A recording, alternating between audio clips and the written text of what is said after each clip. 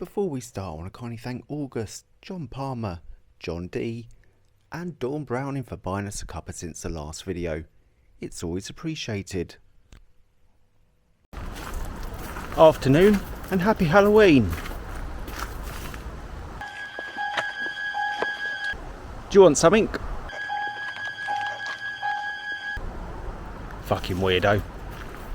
Yes, the Halloween series has been going on since the 1970s and there's currently about 10 sequels and some remakes that are all pretty shite. It is the more serious the horror franchises when compared to A Nightmare on Elm Street or even Friday the 13th. Let's have a look at all of them. No, not 20 minutes each. Christ, no one's got time for that. But let's have a look at it from our perspective.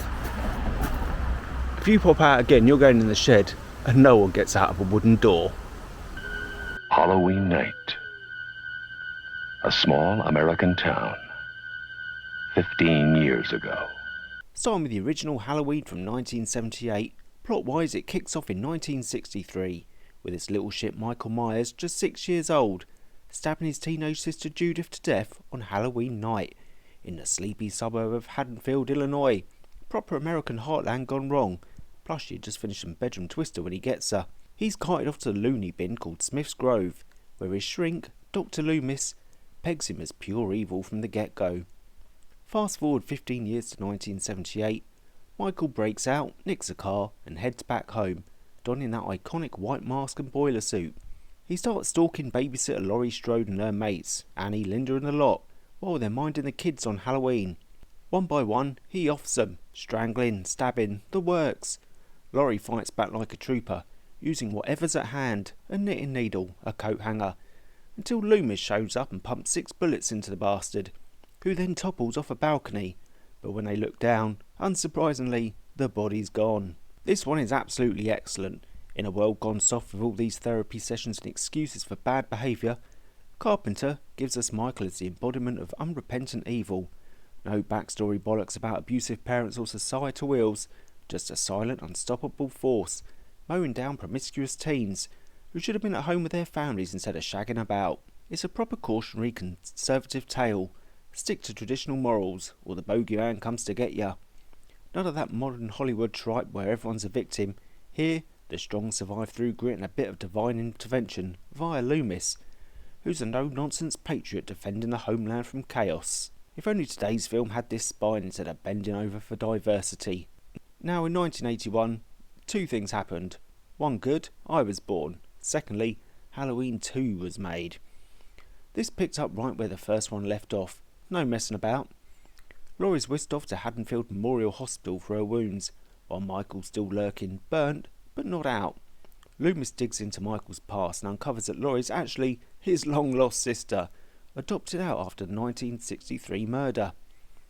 Michael rampages through the near-empty hospital, getting rid of nurses, doctors and security in increasingly gory ways. Hypodermic needles to the eye, scalding in a hot tub, the lot. Loomis and Laurie team up for a final showdown in an operating room, where Loomis blows the place up with oxygen tanks, engulfing Michael in flames.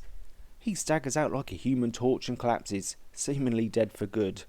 Meanwhile, Laurie's carted off for the nut house, but the sibling reveal sets up all sorts of future nonsense. This film is utter bollocks. They had to go and muck it up with this sibling rubbish, turning Michael into some familiar avenger, instead of the faceless evil he was meant to be. It's like they're excusing his rampage with blood ties, which smacks of liberal rot where everything's explained away by genetics or upbringing. And the hospital setting is a metaphor for how the welfare state's gone to pot, with understaffed halls and incompetent staff getting picked off because no one's taking personal responsibility. Overall, it's shite compared to the first. Then, in 1982, came Halloween 3, Season of the Witch. Now this one's completely different as there's no Michael Myers at all. It's a standalone film, completely, and it follows Dr. Dan Chalice, a boozy doc investigating a bloke who dies clutching a silver shamrock Halloween mask. With a dead man's daughter Ellie, they head to Santa Mira, a creepy company town run by Irish toy maker Conall Cochrane. Turns out Cochrane's nicked a chunk of Stonehenge and embedded ancient Celtic magic into kids' masks. Silver shamrock ones with pumpkins, witches and skulls. On Halloween night, a TV commercial triggers a mask to melt the wearers' heads into bugs and snakes, sacrificing the kids to old pagan gods. Chalice smashes up the factory, offs Cochrane, shags his daughter, and races to stop the broadcast, ending on a cliffhanger that we never got to see the end of. This is an absolutely great film. Ditching Michael for a conspiracy about corporate overlords brainwashing the youth through telly and consumerism, spot on. It's a wake-up call to how globalist elites are eroding traditional Christian holidays with pagan bollocks and turning our kids into zombified consumers.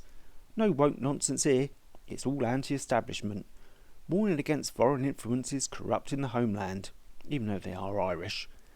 The master's tools of mass distraction, brilliant satire on how media's poisoning family values, making parents complicit in their own downfall by buying into the hype. It's an underrated gem. Give it a watch. In 1988, we had Halloween 4, the return of Michael Myers. After the last one, they bring Michael back in what's called the Thorn timeline.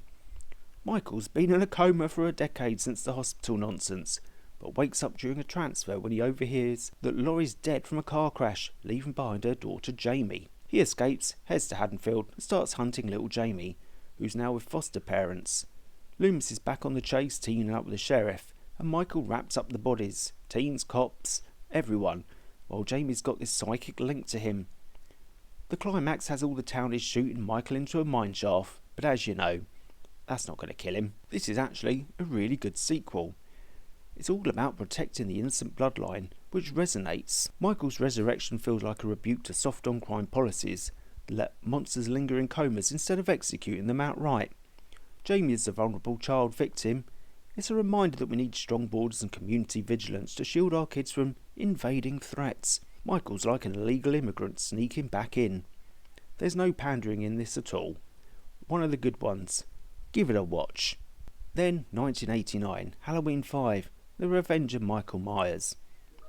So, Michael survives the mine, gets patched by a hermit, and then a year later, senses Jamie in a kid's psych ward. He's got that telepathic bond with her, using it to track her down. Loomis goes full retard, using Jamie as bait to trap Michael in a house rigged with chains. But Michael escapes, kills more people, and then gets busted out by a mysterious man in black at the end. What a load of bollocks. They take the decent setup for 4 and drown it in psychic mumbo-jumbo, turning Michael into some supernatural simp instead of the raw evil he should be. It's infuriating how they introduce this man in black shadow government type, internet deep states and conspiracies without the guts to call out the real people pulling the strings. And Jamie's vulnerability? Exploited for cheap thrills. Too much teen drama bollocks, diluting the pure family defence theme. Utter shite. 1995, Halloween, The Curse of Michael Myers. 6 years later, Jamie's kidnapped by the man in black, gives birth to a baby boy, and then gets off by Michael while escaping. The kid is saved by Tommy Doyle, the kid that Jamie Lee Curtis was babysitting in the first film, who's now a Myers-obsessed loner. We learn that the Curse of Thorns behind it all, a druid cult thing where Michael's compelled to wipe out his family to appease ancient forces and save society. Cara Strode, Laurie's cousin, and her lot get involved. Michael slaughters the cult, Tommy tranquilises him, and they bugger off as Michael wakes up. It's full pagan's conspiracy wankery here, which could have been a cracker if it slammed multiculturalism for importing foreign curses. But instead, it's just muddled shite. The cult angle reeks of excusing Michael's crime with supernatural bollocks, undermining personal accountability, and introducing more Strode relatives. It's like forcing diversity into the bloodline. Total rubbish. Halloween H2O. 20 years later. Ignoring parts 4 to 6 completely, and branching on from the first two, Laurie faked her death, changed her name to Kerry Tate, and is now headmistress at a posh California school with her teen son John. Michael's been missing in action but resurfaces, of course, tracking her down. He kills off John's mate during a school trip lockdown. Laurie confronts him head on, saves the kids, and chops his head off. Now Laurie's back as the ultimate survivor mum, back looking after her family. Ignoring the Thorn crap is a good idea, restoring the original's purity and warning against complacency in safe spaces. The school screams elite bubble. This is one of the best, everyone's white and it's pure, unadulterated vengeance, looking after the family. Halloween Resurrection, 2002. 3 years after H2O, it turns out Laurie's decapitated the wrong bloke. She killed a paramedic instead. Now she's in the loony bin, gets killed by Michael on the roof, and then he heads home to the Myers house, which is now rigged for a reality TV show. A reality TV show headed up by Busta Rhymes, because it's the early 2000s and you've got to get the diversity in. Of course, the college kids streaming live all get picked off one by Michael, thankfully. However, the survivors, Sarah and Busta Rhymes, electrocute him, but of course, he's not dead. He wakes up in a morgue.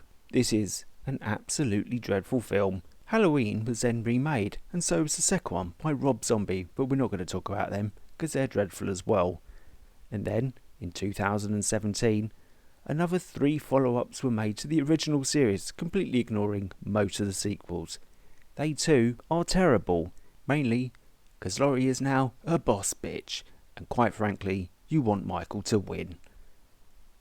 So there we have it. If you want to watch a Halloween film, watch number 1, watch number 3, watch number 4, watch H2O, and then don't watch any others. Until next time, ta-ta for now. And remember, don't kill your sister. And when you're babysitting, no bedroom twister. If you enjoyed this video or thought it's slightly less shit than the others, you can always buy us a Cuppa on Ko-fi. The link's in the description below, and thank you in advance if you do.